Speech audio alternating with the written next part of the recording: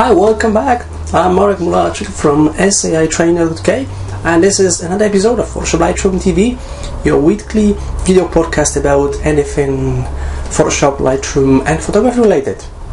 This is episode 91 and I have some more exciting tutorials for you.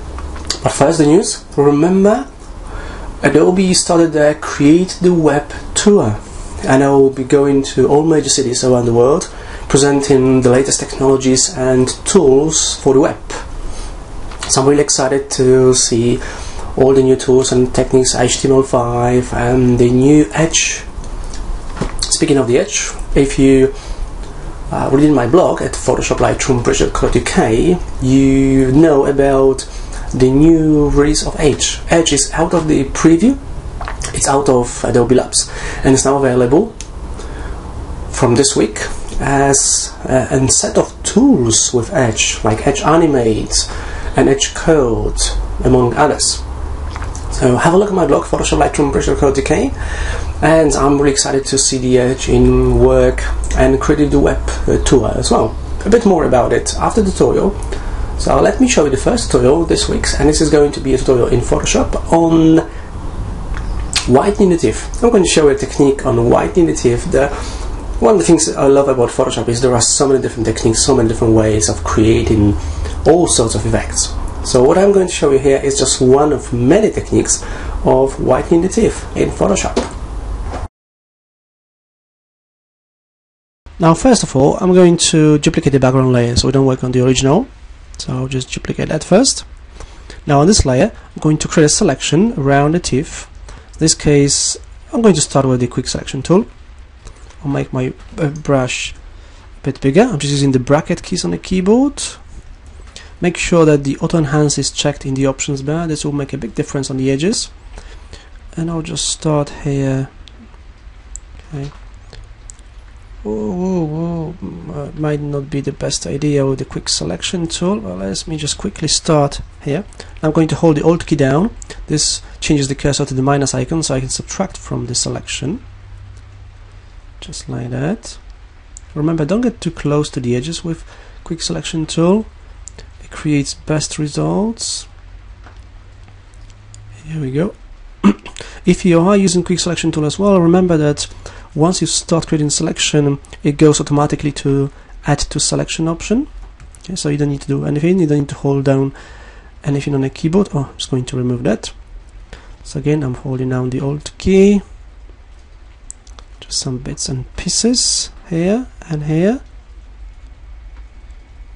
I missed this bit here. Obviously you can mix and match, so I'm going to switch to lasso tool. Add to selection is checked, and I'm going to add to selection just to show you how you can mix and match different selection tools. It's up to you what selection tool you decide to use. Now I'm going to click on the icon, the third icon, subtract from the selection, and I'm going to subtract from selection these parts here. This looks okay, that's fine, maybe just a bit here, and let me add this bit here and this one. You get the idea. Now I'm going to head on to the adjustments panel and I'll click on the hue and saturation adjustment layer. Okay, because you had a selection running, you notice it on the layer mask. Okay, and now here, if we click on the master drop down menu, we'll target yellows, and I will lower the saturation of the yellows. Notice how the color of the TIFF changes.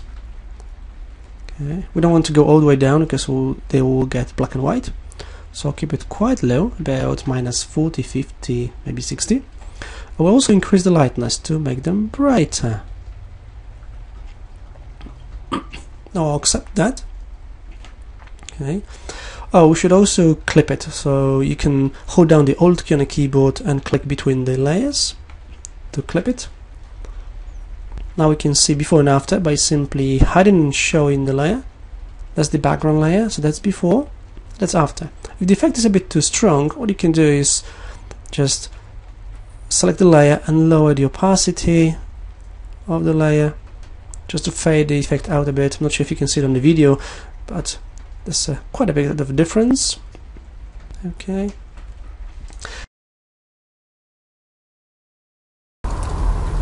Welcome back. I hope you enjoyed this tutorial in Photoshop.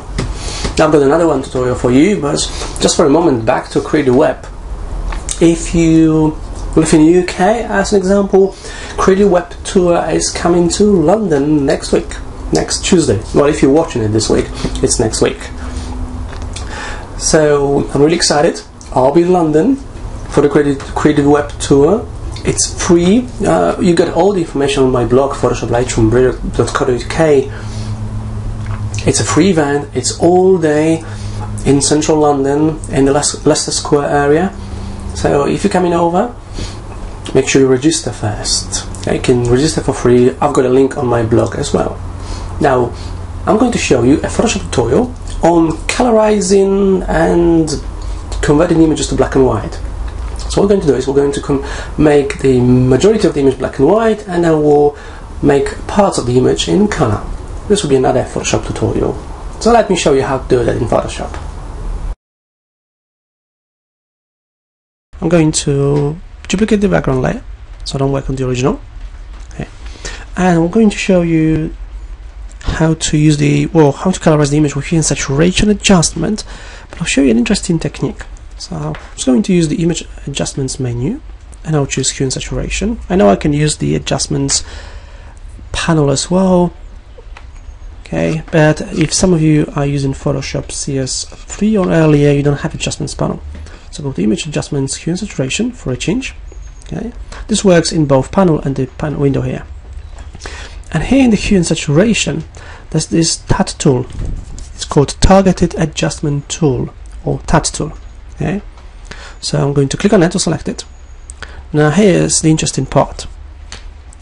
What you do is you just place the cursor anywhere of the image, and you click, hold the mouse button down, and the cursor changes into finger pointing and two arrows pointing left and right.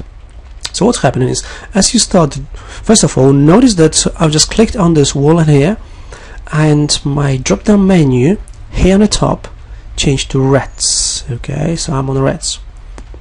So, and the reds are highlighted here at the bottom. So if I click and drag to the right or to the left, you can increase or decrease the saturation, in this case, of the reds within the image. And if I go all the way down, the wall on the building is black and white, but you can still see the blues in the windows, the blue in the sky, the yellow double line on the street, and the building on the right hand side. So you can work with just one color at a time. But here's another, obviously you can, so let's say I'm going to dial it down a bit, then I can click on the sky here and dial it down, make it even black and white, or increase the saturation.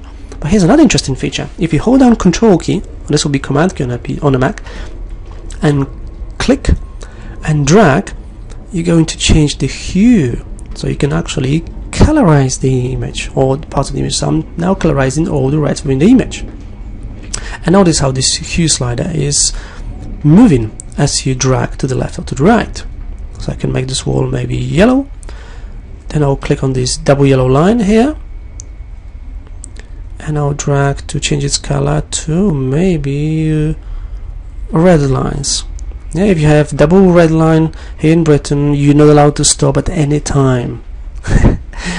And we can do here with the sky, click and drag, hold the Control key or Command key on a Mac down, and you can make the sky green, for example.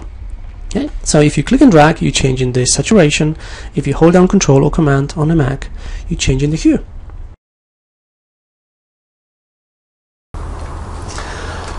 That's it for this week, I'm afraid.